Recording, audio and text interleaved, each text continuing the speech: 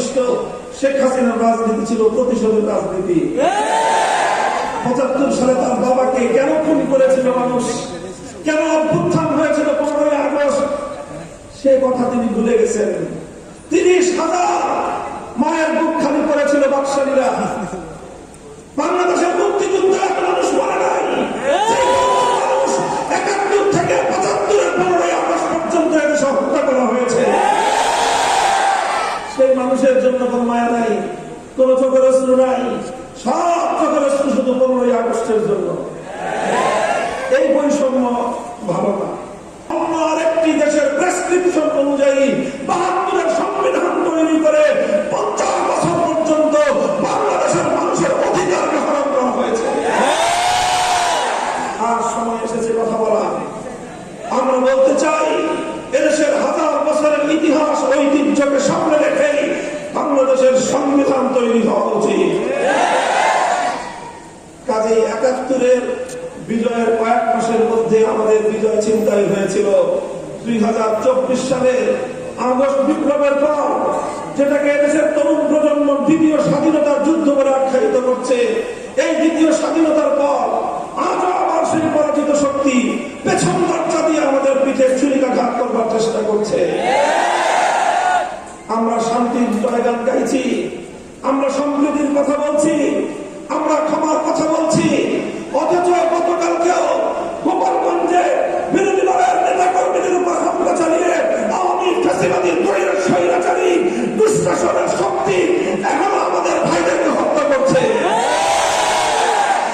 আমরা এত দ্রুতই নিজেরা আমাদের সংগ্রামের কথা ভুলে গিয়ে নিজেদের মধ্যে বিভেদে জড়িয়ে পড়ছি।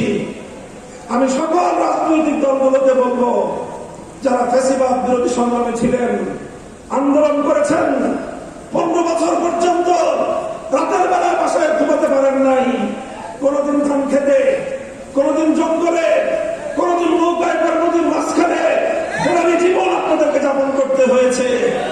যতটুকু সময় শহরে থেকেছেন, কোর্টের বারান্দায় বারান্দায় আর হাসপাতালের বিছানায় শুতে শুতেই আপনাদের সময় অতিক্রান্ত হয়েছে 15 বছর। এমন এক স্বৈরাচারী, পৃথিবীর ইতিহাসের নিকৃষ্টতম স্বৈরাচারী জাতাকল থেকে আল্লাহ মুক্ত করেছেন। আমাদের সংগ্রাম আরো বাকি আছে। ফ্যাসিবাদের অবশিষ্ট শক্তিকে বাংলাদেশ থেকে উৎখাত না করা পর্যন্ত এদেশে আমরা কেউ নিরাপদ নই। সীমান্তের অপর প্রান্ত থেকে আবার এখন সংবাদ পাঠান, চত্বরে ঢুকে পড়ার তারা ধান্দা করতেছেন। আপা যেখানে আছেন ভালো আছেন, ওখানে থাকেন, আমরা ধরে আনবো সময় মতো। এর আগে ঢুকবার চেষ্টা করবেন না। এদেশের মানুষের কবলে পড়লে কত ধানে কত চাল হবে হিসাবটা বুঝে পাবেন। যে সকল মানুষ নিরীহ নিরপরাধ নারী শিশু 15ই আগস্টে নিহত হয়েছেন, তাদের জন্য আমরা সমবেদনা প্রকাশ করি। কিন্তু শুধু নিহত তারাই হন নাই, তাদের রক্তের যেমন দাম আছে, ওই 30,000 মায়ের চোখের অশ্রুর কোনো মূল্য নাই। যাদের সন্তানদেরকে তাগড়া যুবকদেরকে তুলে নিয়ে গিয়ে আপনার বাবা হত্যা করেছিল, সিরাজ শিকদারদের জীবনের কোনো মূল্য ছিল না।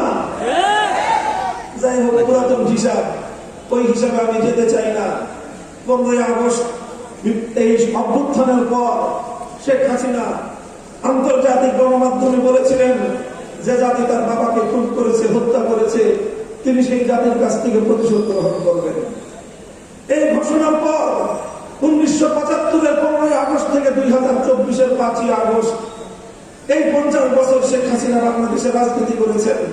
শেখ হাসিনার এই রাজনীতিটা ছিল প্রতিশোধ গ্রহণের রাজনীতি। তিনি প্রতিশোধ নিয়েছেন বাংলাদেশের জনগণের কাছ থেকে, তিনি প্রতিশোধ নিয়েছেন বাংলাদেশ নামক রাষ্ট্রটার কাছ থেকে। এই দেশটাকে তিনি স্বাধীন রাখতে চান নাই। দেখেন না, কথায় কথায় বলতো বিদ্যুৎ দিয়েছি, বেশি কথা বললে বিদ্যুতের সব সুইচ বন্ধ করে ঘরে বসে থাকবো। বলতেন এই মোবাইল ফোন দিয়েছে কে? উনি মোবাইল ফোন দিয়েছিলেন, উনি বাংলাদেশে ইন্টারনেট দিয়েছিলেন। সারা পৃথিবীর মানুষ যখন মোবাইল ব্যবহার করে অগ্রসর হয়ে গেছে, বাংলাদেশের জনগণকে উনি মোবাইল দেন। এই ছিল ওনার ভাবখানা। পদ্মা সেতুটা মনে হয় যে ওনার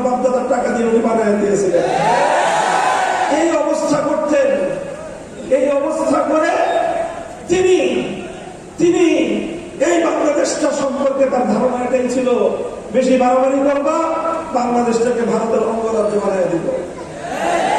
এটা ছিল তার রাজনীতি। এজন্য ভারতে গিয়ে তিনি মাথার মধ্যে তিলক করেন, সেখানে তাকে মুখ্যমন্ত্রী ঘোষণা দেওয়া হয়, তিনি মুসকি মুসকি হাসেন। বাংলাদেশের মানুষ সেদিনই বলে দিয়েছিল, বাংলাদেশের ক্ষমতার মস্তদে আমরা স্বাধীন আত্মমর্যাদা সম্পন্ন প্রধানমন্ত্রী চাই, তিলকমণি মুখ্যমন্ত্রী দেখতে চাই না।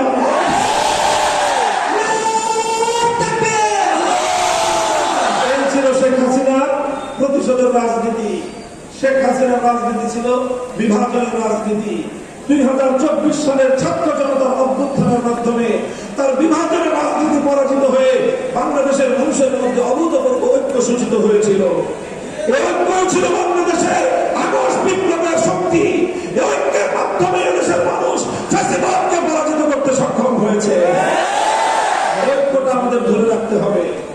এই ঐক্য যদি আমরা ধরে রাখতে না পারি, বিএনপি, জামাতে ইসলাম, হেফাজতে ইসলাম, আমরা কেউ এদেশে নিরাপদে থাকতে পারবো না।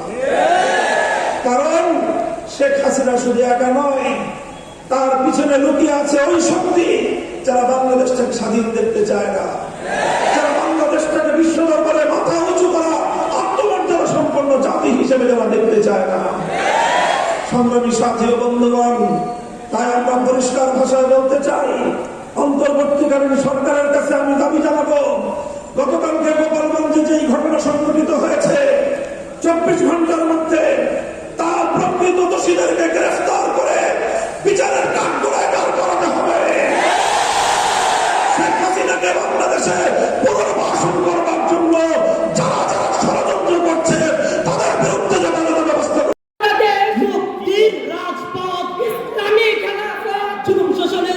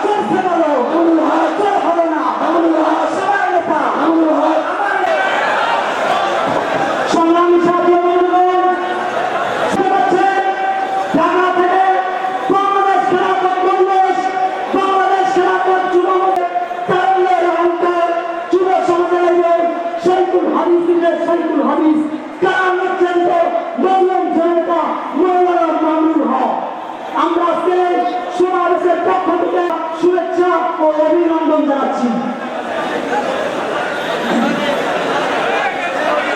প্রিয় সাথী এবং আমাদের মাঝে উপস্থিত হয়েছেন, আমরা আমাদের এই সমাবেশের পক্ষ থেকে গণমানুষের সংগঠন বাংলাদেশ খেলাফত মজলিসের ফাঁসি চাই। সর্বশেষ কথা, আর কোনো ব্যক্তি নয়, আলমওয়ালা মতো বটে, কথা সত্য কিনা? তাকে আগস্টের মহাবিপ্লবের ফলে এই জাতিকে একটা মহাশপথ, এখনো কিন্তু 500 দেশে বসে ফোনা করে বাংলাদেশ খেলাফত ছাত্র মজলিসের সাবেক কেন্দ্রীয়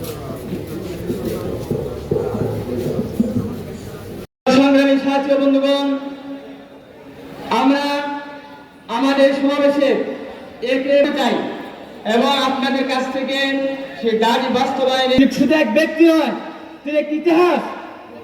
মামুনুল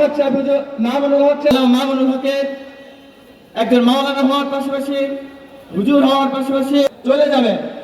আমরা চাই আমাদের টাঙ্গাইলবাসী হুজুর এই আগমন, আপনার প্রস্তুত? আমাদের আজকের এই অনুষ্ঠানে নিরালা মোড়ে এবং প্রেস ক্লাবে প্রকাশন স্টল আছে, ওখানে আমাদের সংগঠনের বাংলাদেশ খেলাফত মজলিস, বাংলাদেশ খেলাফত যুব মজলিস, আল্লাহ মামুনুল হক বাংলাদেশ খেলাফত ছাত্র মজলিসের সদস্য ফরম পাওয়া যাচ্ছে। আমরা জানি আপনাদের অনেকে সকালে এই এলাকায় কালী জুলাই ধরে এখন পর্যন্ত তারা উপস্থিত আছে। এক নম্বর কথা হইল 13 সালে 277টা মামলা খেয়েছে। কয়টা মামলা? থেকে জামিনিত হয়েছে, অনেক টাকা খরচ হয়েছে। হেফাজতের সময় এই টাঙ্গাইলের স্কুলের ছাত্র মাহবুব, কলেজের ছাত্র ইমন সহ যারা শহীদ হয়েছে এবং যারা জীবিত হয়ে আমরা শোষণমুক্ত, দুর্নীতিমুক্ত, রাহাজানি হানাহানি মুক্ত দখল করার অপতৎপরতা চালিয়েছে। মসজিদ মাদ্রাসার কমিটিতে আওয়ামী লীগের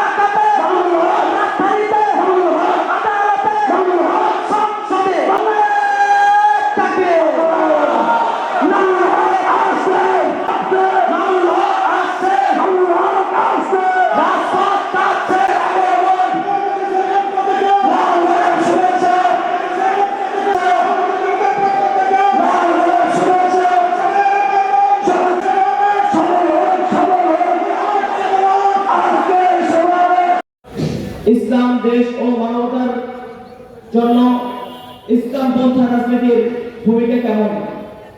ঠিক একইভাবে জুলাই গণহত্যা আপনার দুর্নীতির মহামারী, এই কারণে আপনাকে এই কথা বলতে হয়, আমি ভূমিকা দেবো, আপনি আসতে সাহস পান না। মহামারী এর সঙ্গে সঙ্গে ওই পরাজিত স্বৈরাচার সরকারের যারা দখল ছিল এই দেশে, তাদের বিষয়ে আমাদেরকে সতর্ক থাকতে হবে। প্রতিনিয়ত একটার পর একটা ষড়যন্ত্র আসতে থাকবে। ওই ষড়যন্ত্রের জালগুলোকে খুনি হাসিনা সরকার দীর্ঘ 15টি বছর এই বাংলাদেশের জনগণের উপর অত্যাচার, খুন, নাহাজারি, ডাকাতি করে গিয়েছিল। আমরা রক্ত দিয়েছি 2013 সালে। আর হামলা হয় না। হিন্দু ধর্মাবলম্বীদের কোন ব্যবসা প্রতিষ্ঠান তাদের বাড়ি ঘরগুলোতে সেন্টিমেন্টকে যদি আপনি শ্রদ্ধা না জানাতে পারেন, এ দেশে কোনোদিনও শীর্ষপদে নাই। এই জন্য এখন আর নাটকও নাই। এখন বাংলাদেশে রাতের অন্ধকারে সংখ্যালঘু হিন্দু, বৌদ্ধ, খ্রিস্টানদের উপর বৈশিষ্ট্যকে ধরে রাখতে হবে। আমরা সাম্প্রদায়িক সম্প্রীতির যে অনন্য নজির কায়েম করে চলেছি, এটাকে অব্যাহত রাখতে হবে। বিপ্লব আল্লাহর কাছে ফরিয়াদ জানিয়ে হয়েছে। খোদার দরবারে ফরিয়াদের হাত উত্তোলন করে চোখের অশ্রু ছেড়ে দিয়ে আল্লাহর সাহায্য। আমার বক্তব্য শেষ করছি। ওমা তাওফিক ইল্লা বিল্লাহ। বাংলাদেশ আলেম উলামা ও তৌহিদ জনতার হাজারো ত্যাগ ও রক্তের বিনিময়ে প্রিয় উপস্থিতি, আল্লাহ সুবহানাহু ওয়া তাআলার আশীর্বাদ এবং বিভিন্ন জায়গা থেকে আগত ইসলাম প্রিয় ভাই ও বন্ধুগণ, বিরোধী সমাবেশে উপস্থিত প্রধান অতিথি, নৈরাজ্যবাদ বিরোধী সমাবেশের আজকে সভাপতিত্বে আসন